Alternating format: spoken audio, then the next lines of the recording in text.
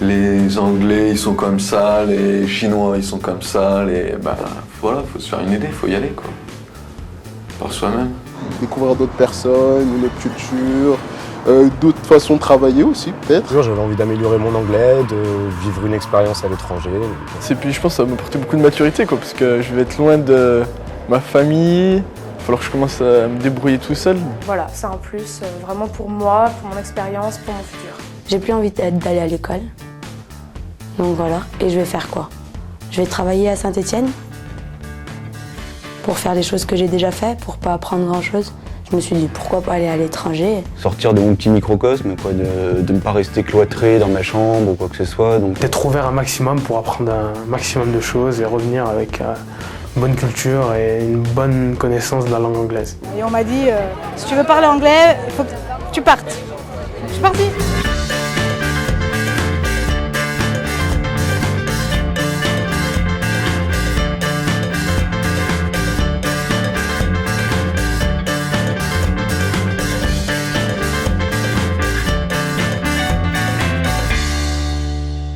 Depuis bien des années, les étudiants partent à l'étranger et ceux qui ne sont pas étudiants, rarement. Les jeunes qui connaissent des grandes difficultés puissent avoir la chance de pouvoir s'ouvrir la tête, ouvrir leur horizon.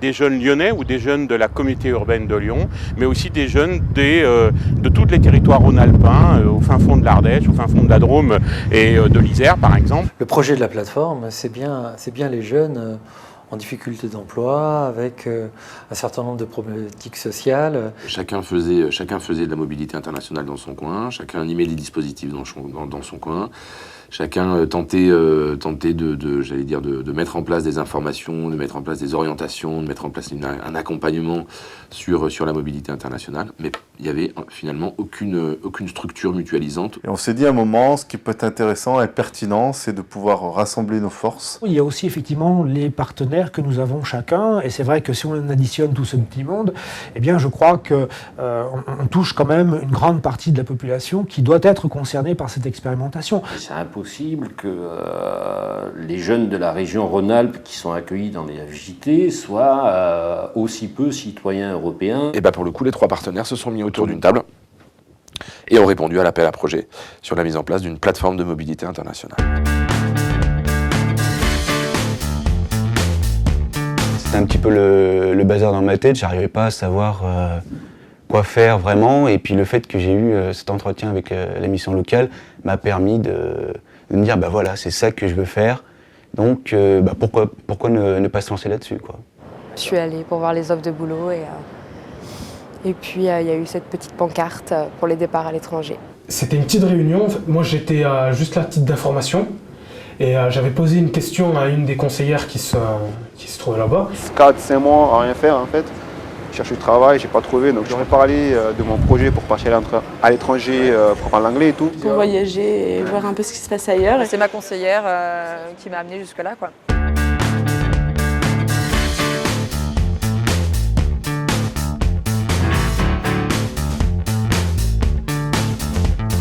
L'avantage de la plateforme, c'est que ça couvre l'ensemble de la région Rhône-Alpes et ça évite aux jeunes d'aller taper à toutes les portes, mais en fait en venant voir un GUMI, il a accès finalement à l'ensemble de l'information qui existe sur le territoire rhône-alpin. De s'adresser à un guichet unique, et là on va pouvoir l'enseigner et l'orienter par la suite vers un dispositif, c'est quand même une sacrée opportunité. Et vraiment dans le guichet unique, on avait ces propositions pour ce public, plus en cessation à un moment donné, en insertion. Dans un seul endroit de connaître tous les dispositifs, ça c'est du jamais vu. Là, j'essaye de voir quelle pourrait être son autonomie à l'étranger. Est-ce qu'il est prêt à partir longtemps, pas très longtemps, voilà. Alors, on ne donne pas des solutions toutes faites, c'est pas ça.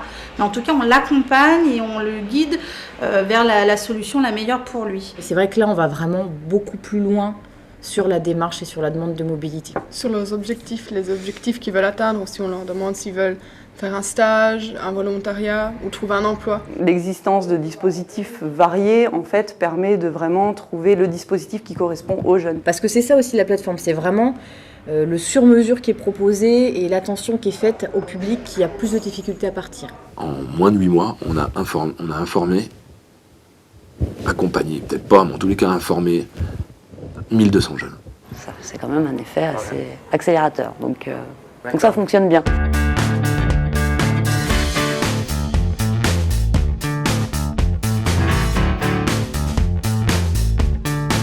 Il s'agit de jeunes de toute la région Rhône-Alpes qui sont envoyés exclusivement par les Gumi. Quoi? Tu vas en Finlande? Ah, mais c'est loin, et puis tu parles pas la langue. On a des jeunes qu'on n'aurait peut-être pas vus sans la plateforme, qui viennent nous voir et avec qui on permet de partir. On mobilise les jeunes pour dire il y a du travail dans d'autres bassins d'emploi que le bassin d'emploi français. Ils nous aident à nous mettre en place, à nous donner les pistes qu'il faut pour partir là-bas. Dans le cadre du pack qu'on propose aux jeunes, donc il a 1 mois d'hébergement sur Londres, en auberge de jeunesse. Il a également des cours d'anglais, une carte SIM, une carte de transport et un plan de Londres. Quand je les reçois là, c'est des gens qui sont motivés, qui sont très motivés, qui veulent partir dans tous les cas. L'idée, c'était vraiment de mettre en pratique son métier dans un autre pays pour connaître d'autres réseaux, d'autres pratiques, s'enrichir. Pouvoir parler anglais, découvrir des paysages, du monde, une ville. J'aimerais bien partir, ouais. C'était l'objectif principal. Si on fait les choses dans les temps, on peut partir très rapidement. Si c'est vraiment ça qui me plaît, voilà, il faut se lancer à fond. Il ne s'agit pas d'être en concurrence les uns les autres, il s'agit d'avoir différentes actions qui chacune a ses spécificités, chacune a un cœur de métier, et le tout est de faire quelque chose qui soit cohérent. J'ai vu ça, j'ai sauté dessus et je pars, quoi. Dimanche prochain, et c'est super. Vous savez, c'est le grand jour, ça approche, c'est arrivé très très vite. Là, je vais partir à Londres. Je pars dimanche matin. Je pars en Finlande. Vous allez vous éclater en attendant. J'aimerais bien repartir.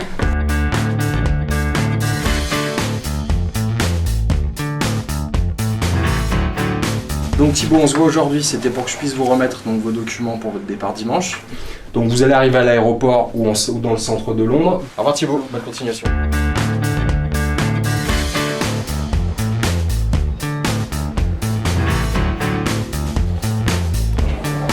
One from London Victoria, please.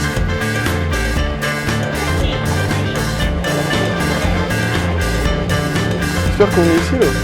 Milton. Ah non! So we go this way after right.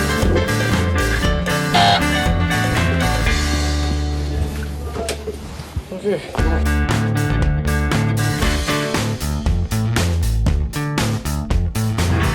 Bonjour, je suis Thibaut Biaggioni, je suis du programme 20 Londres. On n'est pas là pour faire de la mise en relation, mais on est là pour leur donner tous les éléments pour que eux, quand ils arrivent, ils puissent construire petit à petit leur bout de chemin. C'est une grosse structure qui s'appelle le Bleeding Heart, qui recherche des commis-serveurs. Les contacts, on essaye de mettre, quand il y a un petit F, il parle français, quand il y a un petit A, il parle anglais. Le descriptif de l'offre, comment postuler, le métro le plus proche. Cet après-midi, j'ai des cours d'anglais. Il est testé à l'université Jean Monnet avant départ, on a son niveau, ce qui nous permet de transmettre son niveau au partenaire et que le partenaire l'intègre dans une classe avec des jeunes qui ont à peu près le même niveau que lui. Norfolk Square. Norfolk Square. Ok.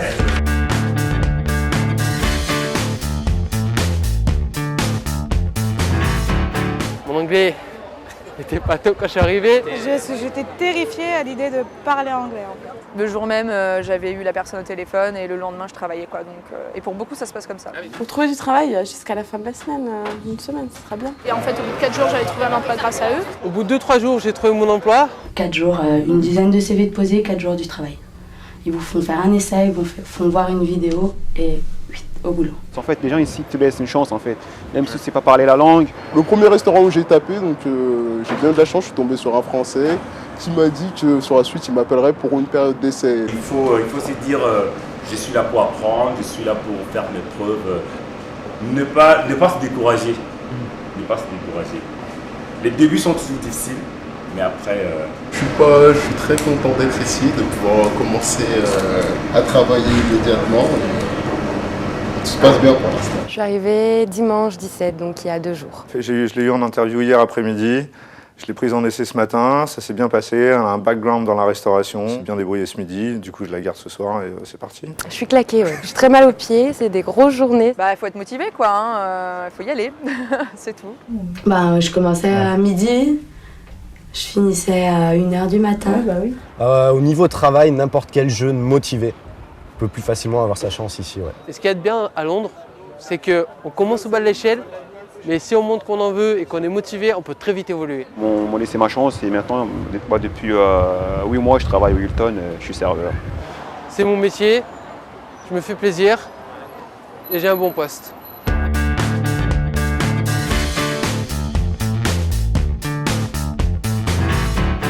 C'était tous des gens, un Allemand, 2 Allemands, un Turc, des Polonais, des Russes. Ouais, rencontre de culture, mélange de culture, impressionnant aussi. J'ai rencontré des gens de cultures différentes, c'était super enrichissant. Parce qu'on apprend d'autres façons de penser, d'autres façons de vivre, de nouvelles cultures, de nouveaux mœurs. Et au final, on rencontre des gens mais géniaux. Moi, j'aurais pas rencontré les gens que j'ai rencontrés là-bas. Je serais des pauvres. Là, ouais, c'est génial. Tu deviens un open mind, comme on dit. Ouais.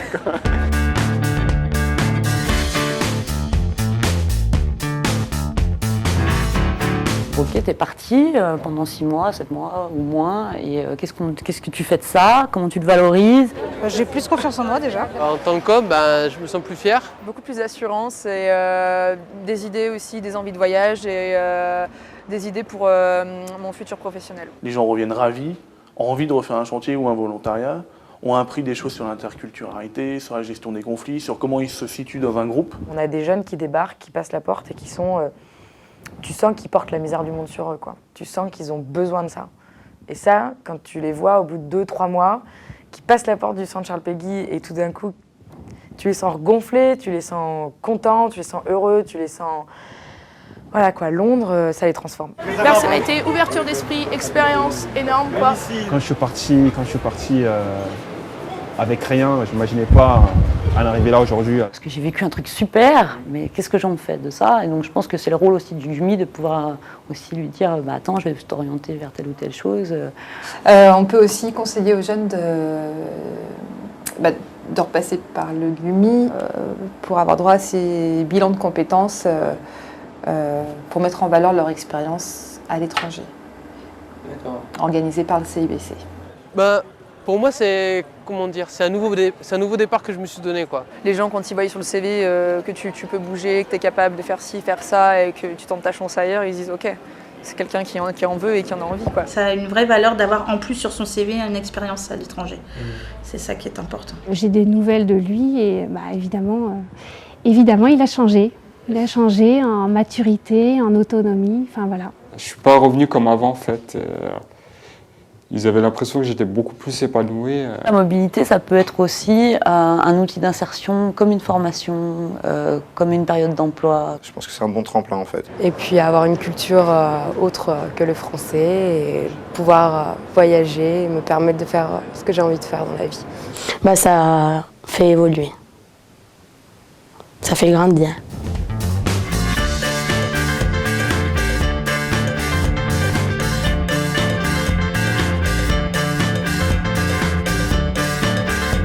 On peut le dire en toute transparence, c'est un budget de 3 000 € par jeune. Finalement, 3 000 € par jeune pour des jeunes qui auront pu se sentir mieux dans leur basket, réussir leur projet, construire l'Europe, finalement, c'est pas très cher. Et je pense que ça ne s'arrêtera pas. J'en suis convaincu, ça continuera. On commence à compter les mois, mais on a quand même espoir qu'il y ait un relais qui soit pris derrière. L'objectif aujourd'hui, c'est que ce programme se pérennise. Que ce pari-là soit maintenu effectivement pour les années futures, au moins. L'expérimentation, c'est bien, mais si elle réussit, il faut poursuivre. Quand on met en commun des actions, des moyens, on peut réaliser une grande œuvre, enfin quelque chose qui permette à ces jeunes de partir à l'étranger, surtout en Europe.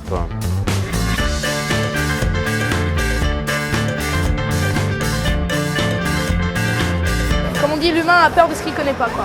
Il faut juste franchir le pas. Il faut juste le faire, quoi. Il faut prendre son courage à deux mains et y aller, et voilà, et positiver un maximum. Prenez votre courage de main et lancez-vous. Si vous ne lancez pas, vous ne ferez jamais rien. Si vous n'avez rien à perdre ici, vous avez tout à gagner là-bas. Faut tenter, faut tout tenter. Quand on est jeune, il faut profiter.